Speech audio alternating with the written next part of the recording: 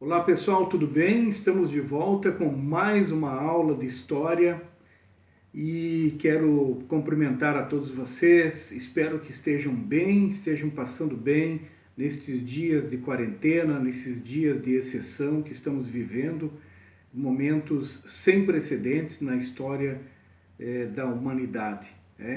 Então nós temos muito que ainda conversar, seja aqui, seja mais tarde na sala de aula. Esperamos que o quanto antes a gente possa voltar, a gente possa nos ver na sala de aula, olho no olho, enfim, o contato pessoal para que a aula possa fluir também.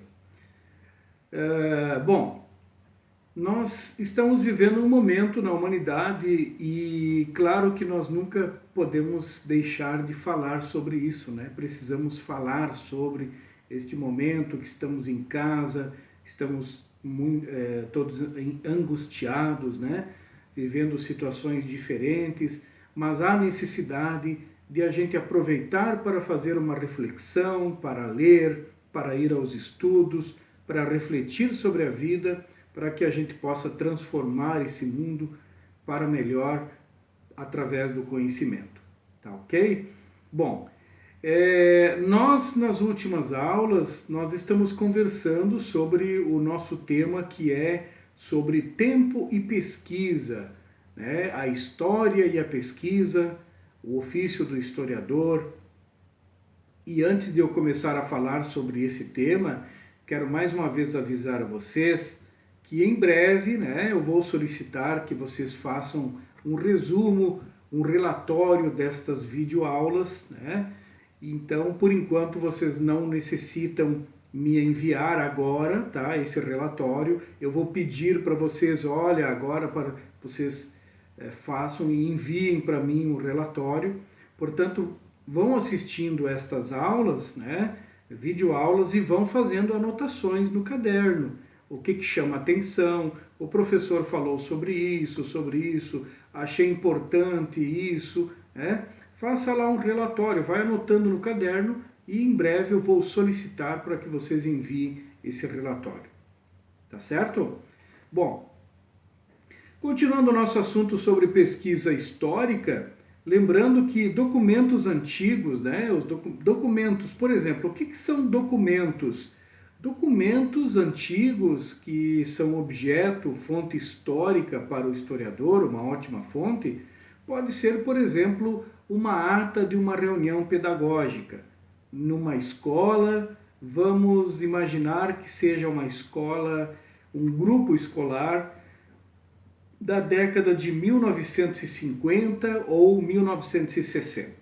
Uma reunião de professores num determinado dia, para falar sobre o processo educacional, sobre como estão os estudantes, como está a escola. E naquele dia alguém estava lá na sala para escrever o que estava acontecendo naquela reunião pedagógica. E hoje, em 2020, o professor Vitor tem acesso a essa ata pedagógica e vai pesquisar através dela tudo o que acontecia no entorno, ao redor, ou seja, como que era a escola.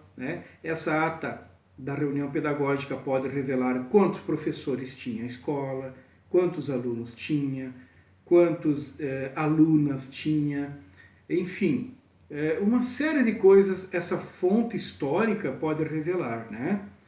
Outra coisa, uma poesia escrita manualmente por um aluno ou uma aluna numa folha de caderno, num determinado dia, no ano de 1970, por exemplo. Vamos dizer que esta folha foi guardada nos arquivos também de uma escola, uma determinada escola, aqui da nossa região.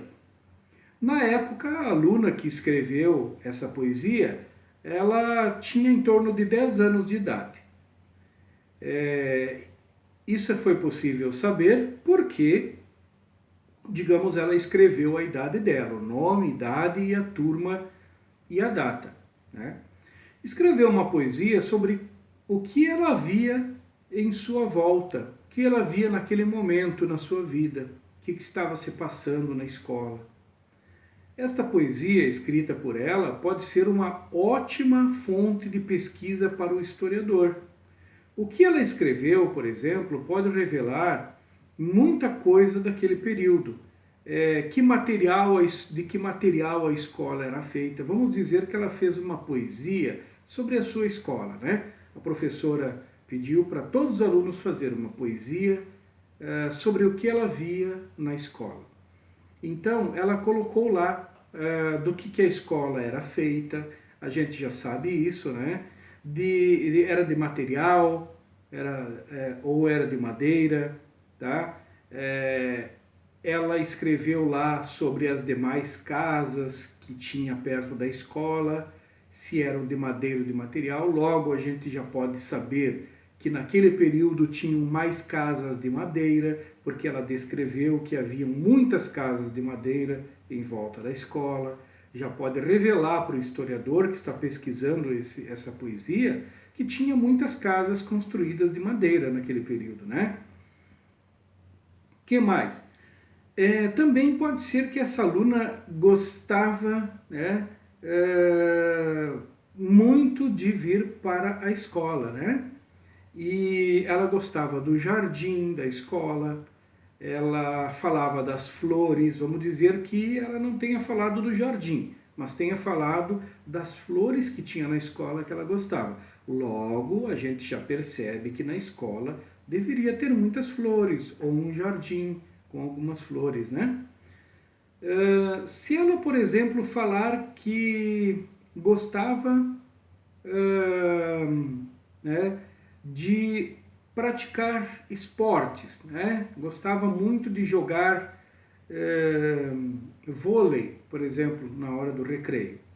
E o local preferido era a quadra. Então, logo a gente já percebe, não tinha ginásio de esportes, tinha uma quadra de esportes, tá bom? Então, é por isso que se torna importante considerar que durante a pesquisa que o historiador faz, ele deve, em primeiro lugar, conhecer o documento que ele está pesquisando, tá? Quando ele vai fazer a pesquisa, a primeira coisa que ele deve conhecer é esse documento que ele vai pesquisar. Ele deve fazer perguntas para o documento, tá? E como que ele deve conhecer esse documento? Primeiro que ele deve saber aonde estava armazenado esse documento. Como que ele foi armazenado? Como que ele se manteve arquivado desde 1960, por exemplo, até 2020, tá?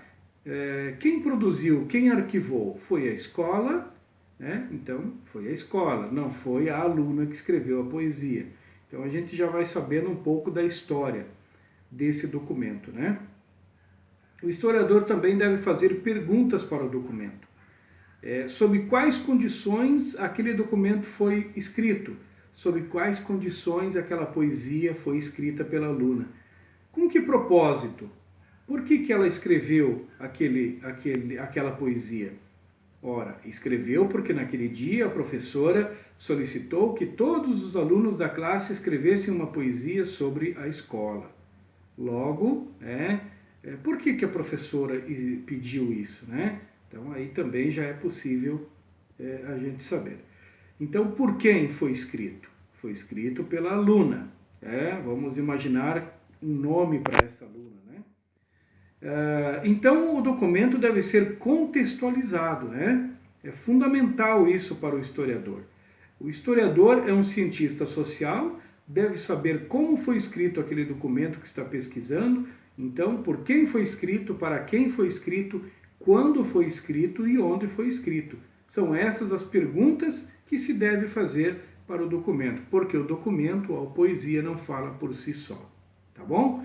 Por hoje era só. Se cuidem e nós vamos continuar falando mais sobre esse assunto na nossa próxima aula. Até lá!